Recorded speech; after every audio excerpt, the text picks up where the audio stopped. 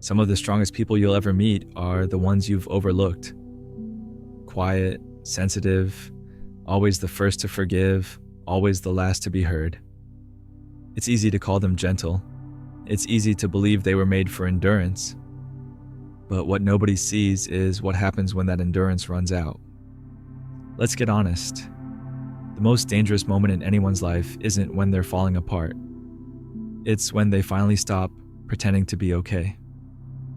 The person who has spent years absorbing other people's pain learns to see through every excuse, every shift in tone, every manipulation. Over time, the weight of silence becomes unbearable.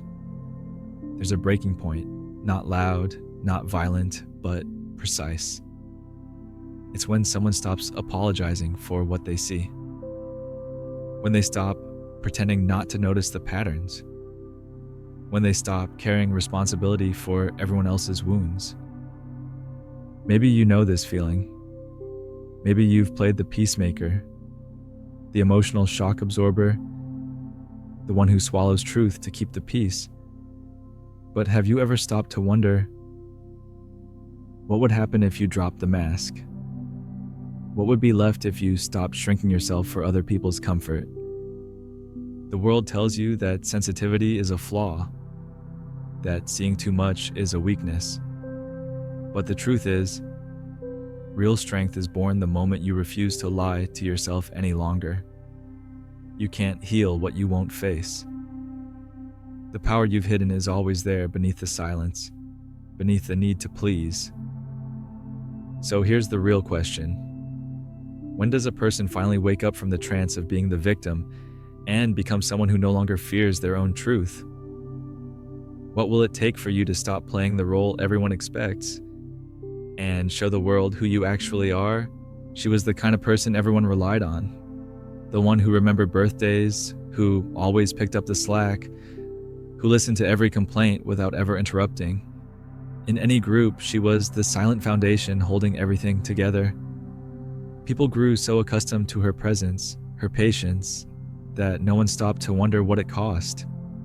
It was easy to overlook her needs, to forget that the strongest pillars are the ones most likely to crack in silence. What most people never see is the hidden labor of the sensitive. They aren't just absorbing other people's problems. They're archiving every detail, building a secret map of emotions and patterns no one else notices. They watch how people look at each other when they think nobody's watching. They remember the words people wish they could take back, the small acts of kindness no one mentions. But the price of this gift is heavy. The more they take in, the more they're expected to keep quiet. The truth is, carrying the emotional burdens of others becomes suffocating. Sensitive people are so often told they're too much, overreacting, or reading into things. It's a slow form of erasure, a constant pressure to doubt their perceptions, to second guess what their instincts have already seen. According to recent research, over 60% of American adults admit they often feel misunderstood or emotionally alone. It's rarely about physical isolation. It's about being surrounded by people who can't or won't see what you see or believe what you feel. This is where the deepest wound forms, not from the pain itself, but from being asked to deny your own reality, to swallow the truth for the sake of harmony. How many times have you held your tongue, convinced yourself it's not worth making things awkward, even as you felt the weight inside you grow heavier? Why do we silence ourselves, even when we know we're right? Is it just fear of conflict, or is it the quiet hope that if we stay easy and agreeable, someone will finally see us? At what point does keeping the peace become abandoning yourself? There is a moment when all the silence you've swallowed becomes impossible to hold. For years, you've been the one who carries the room, shouldering every conflict, letting others vent, listening to stories you never asked to hear. You've made it your job to keep the peace, to be the one person everyone can depend on, to absorb the tension so nobody else has to feel it.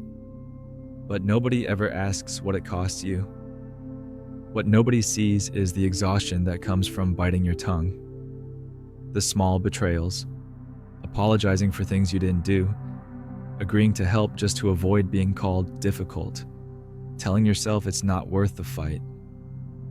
You shrink your own truth to make others comfortable, and each time you do, you lose a little more of yourself. How long do you think you can keep trading your peace for other people's comfort? Maybe you remember the exact moment it changed. It wasn't dramatic, no screaming, no scenes, just a quiet decision. No more. Someone asked you for help, and this time you hesitated. You watched their disappointment and realized you didn't care. Not because you stopped being kind, but because you stopped abandoning yourself. This is the turning point. The day you stop pretending not to notice. The day you trust your own instincts more than you trust other people's opinions. You start to see the patterns. The friend who only calls when they need something. The family member who never listens unless it's about them. You see clearly how your silence has enabled their comfort at the cost of your own. And when you finally speak up, the entire dynamic shifts. People go quiet, some grow distant, others challenge you, accuse you of changing. But you have changed. You're done explaining yourself, done carrying responsibility for everyone else's wounds. Your presence alone now draws a line they can't cross. Ask yourself, if you weren't afraid of being misunderstood, what would you say out loud today? If you stopped caring about disappointing the wrong people, what boundaries would you set? Most people will never understand the freedom that comes with saying no for the first time, but you do. You know the relief of not rushing to fix what you didn't break, of letting silence stand when there's nothing left to say. That's when you discover what your sensitivity was always trying to show you. That your worth was never in your usefulness to others, but in your willingness to stand alone with the truth. You are not here to be the emotional garbage can for other people's chaos. You are not required to apologize for seeing too much or feeling too deeply.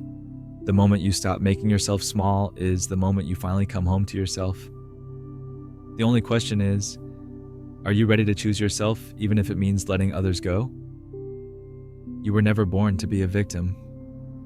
The world may have tried to convince you otherwise, training you to tolerate, to endure, to be agreeable even when it tears at your spirit. But that story ends the moment you stop apologizing for who you are. True awakening comes quietly, often in a single private decision. I will not abandon myself again. Imagine this. You enter a room and, without a word, people feel the difference. It's not anger or defiance. It's something deeper. The silent presence of someone who no longer flinches at discomfort, who no longer shrinks for anyone's approval. You become a kind of still warrior, grounded, unmovable, radiating a quiet strength that unsettles those who once depended on your compliance. Manipulation loses its power the second you refuse to play your old role. You turn into a mirror. Those who stand before you can't hide behind old habits or empty stories. Every excuse, every subtle manipulation bounces back at them with uncomfortable clarity. Some people will retreat, others will push harder, desperate to restore the old dynamic. But you don't need to explain, defend, or prove anything. Your boundaries are clear, even in silence. Ask yourself, what truth have you been too afraid to admit? Even to yourself, what would happen if you finally allowed it to surface? The world around you begins to change the moment you stop hiding from your own reality. This is not about punishing others, it's about refusing to betray yourself for the comfort of anyone else. There is nothing passive about this transformation. It doesn't require drama, just unwavering honesty. The moment you claim your place without apology, you force everyone else to face who they are when they can no longer use you as a shield. That is real strength, standing in your own light, unshaken, and letting the rest of the world adjust. There's a shift that happens when you no longer need to explain or justify your boundaries. The silence you once used to protect others now becomes a shield for your own peace. People sense they can no longer cross lines that were once invisible. You're not cold, but you're not available for chaos. You're not harsh, but you're no longer here to absorb what isn't yours. This is the quiet power that unsettles those who relied on your silence. You become the mirror that reveals what they refuse to acknowledge about themselves. For the first time, you see who actually respects your truth and who just needed your compliance. Relationships get real, or they fall away. Some people will test you, hoping you'll bend back into your old shape. Others will fall silent, unsure how to navigate the space you now hold. You don't have to chase, explain, or defend. The world reorganizes itself around your decision to finally stand in your own truth. Ask yourself, if you let go of the fear of being misunderstood, what would you say that you've never said before? If you trusted your own perception more than anyone else's comfort, what choices would you make? This is the moment when self-doubt is replaced by self-trust, not the loud kind, but the kind that holds steady even when everything around you gets uncomfortable. There will always be people who misunderstand your transformation, who call you distant or selfish. Let them. Every time you choose honesty over appeasement, you're reclaiming a part of yourself that was lost to the old pattern. The real gift of awakening isn't that you become untouchable, it's that you become deeply rooted. Your clarity gives others a chance to grow up or drift away. Either way, you're no longer playing the victim in your own story, but not everyone is ready to cross into that kind of honesty. Some stay trapped in the comfort of old roles, waiting for life to force them to change. The question is, will you keep waiting for the breaking point? Or will you choose right now to step forward and become the most real version of yourself?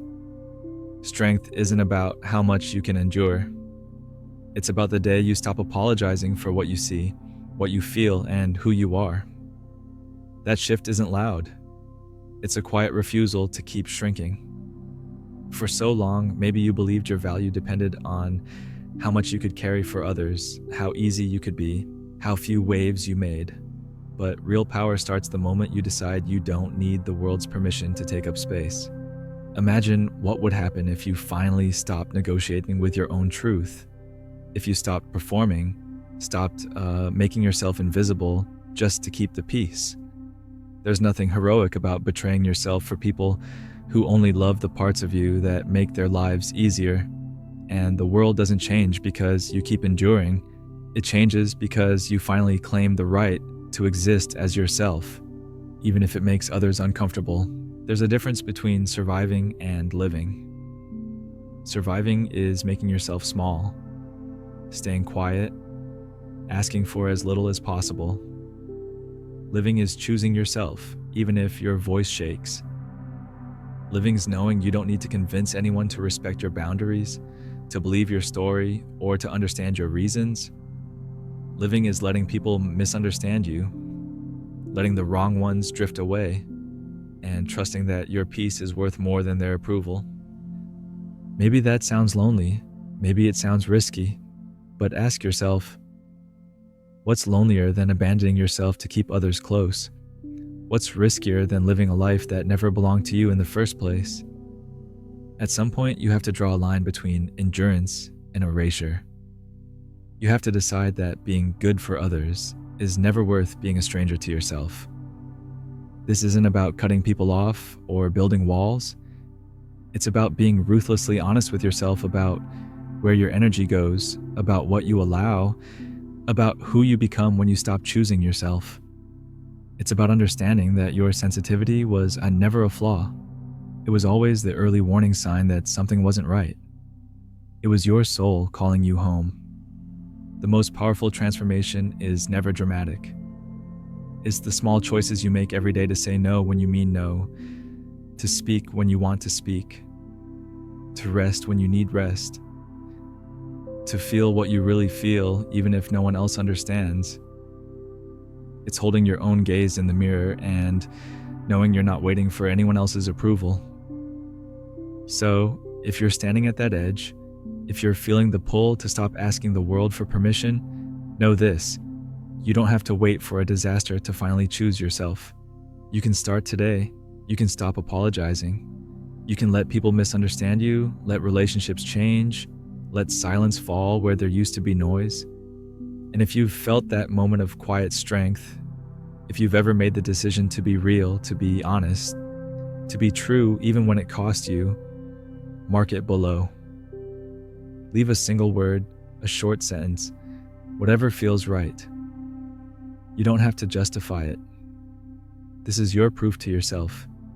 You're not here to be the world's emotional backup plan. You're here to be real. The rest of your life starts the moment you choose your own voice, no matter who walks away.